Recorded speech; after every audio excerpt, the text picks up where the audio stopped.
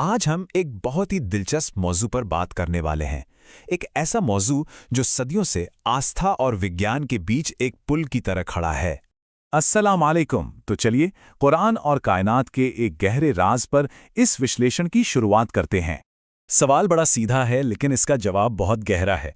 क्या कुरान में सूरे अल वाक़िया की आयत 75, जिसमें सितारों के गिरने की जगहों की कसम खाई गई है, असल में ब्लैक होल की तरफ इशारा कर रही है?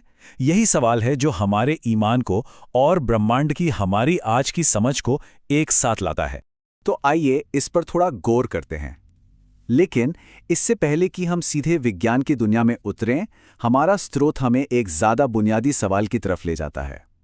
असल मुद्दा ये नहीं है कि हम आयतों को वैज्ञानिक खोजों से कैसे मिलाएं, बल्कि ये है कि हम भाषा और अनुवाद के उसूलों को कितना समझते हैं। स्रोत का नजरिया यहाँ बिल्कुल साफ है। किसी आयत को मॉडर्न साइंस से जोड़ने की कोशिश से भी पहले ये समझना जरूरी है कि उसके शब्दों का सही अनुवाद, सही तर्जुमा किया कैसे जाता है। मतलब पहला मामला हमेशा भाषा का होता है, विज्ञान का नहीं। तो फिर सवाल उठता है कि किसी भी पाक किताब का सही मतलब कैसे तय किया जाए, खासकर जब उसके लिखे जाने और हमारे पढ़ने के बीच सदियों का फासला हो। तो इसके लिए अटकलें नहीं, बल्कि एक बहुत ही सिस्टमैटिक और लॉजिकल तरीका अपनाया जाता है। अनुवाद के लिए इन 3 सीढ़ियों से गुजरना पड़ता है। सबसे पहले ये देखना होता है कि उस जमाने के लोग उस शब्द का क्या मतलब लेते थे। फिर जुमले की बनावट को देखा जाता है कि वो किस तरफ इशारा कर रही है, और आखिर में आयत के आगे पीछे का जो संदर्भ है वो उस मतलब को और भी पक्का कर देता है। इस पूरे प्रोसेस में पहला और सबसे जरूरी कदम है तत्कालीन प्रयोग। इसका मतलब बिल्कुल सीधा है। हमें यह समझना होगा कि जब कुरान नाजिल हो रहा था तो उस वक्त के अरब के लोग उस शब्द से क्या समझते थे। यही वो बुनियाद है जिस पर सही मतलब की इमारत खड़ी होती है। और यहीं पर स्रोत एक बहुत ही जरूरी और बारीक सा फर्क बताता है। वो फर्क है अनुवाद और हमारी समझ के बीच का। ये दोनों एक चीज नहीं है, और इस फर्क को समझना ही सारी बात की जड़ है। इसको ऐसे समझिए, अनुवाद जो होता है ना, वो भाषा के नियमों पर टिका होता है। वो एक चट्टान की तरह है जो स्थिर रहता है, बदलता नहीं। लेकिन उस अनुवाद को पढ़कर हमारे दिमाग में जो तस्वीर बनती है वो हमारे आज के ज्ञान पर निर्भर करती है। और जैसे जैसे हमारा ज्ञान बढ़ता है वो तस्वीर और भी ज्यादा साफ और गहरी होती जाती है। मुझे पता है ये बात थोड़ी थियोरेटिकल लग सकती है, लेकिन चलिए इसे कुछ बेहतरीन मिसालों के साथ समझते हैं जो स्रोत ने दी हैं। कुरान में एक जगह जिक्र है कि चांद सितारे सब एक फलक में तैर रहे हैं।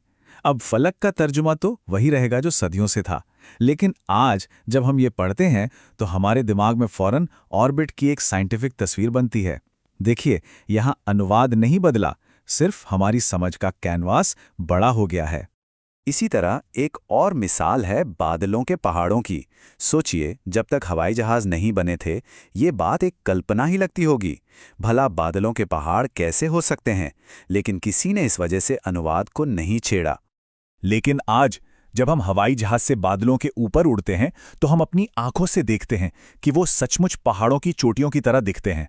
तो यहाँ भी शब्द वही रहे, तर्जुमा वही रहा, लेकिन हमारे बड़े हुए इल्म ने हमारे जहन में तस्वीर को एकदम क्रिस्टल क्लियर कर दिया।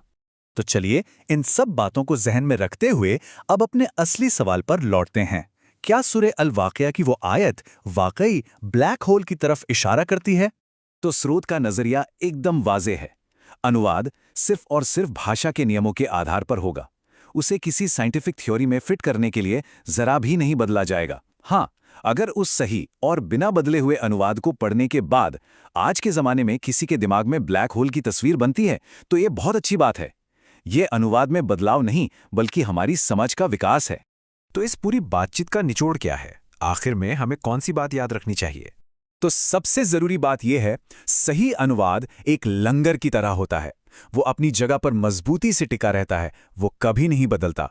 लेकिन वक्त के साथ हमारा बढ़ता हुआ ज्ञान और तजुर्बा हमारी समझ को और गहरा और साफ करता जाता है, जिससे हमें उसी पुराने टेक्स्ट में नए नए मतलब नजर आने लगते हैं। और ये हमें एक बहुत ही गहरे सवाल के साथ छोड़ जाता है। जैसे जैसे विज्ञान आगे बढ़ेगा और हमारा ज्ञान बढ़ेगा, तो सोचिए मुस्तकबिल में हमें इन हमेशा रहने वाले शब्दों के और कौन कौन से गहरे राज समझने में मदद मिलेगी। सोचने वाली बात है ना?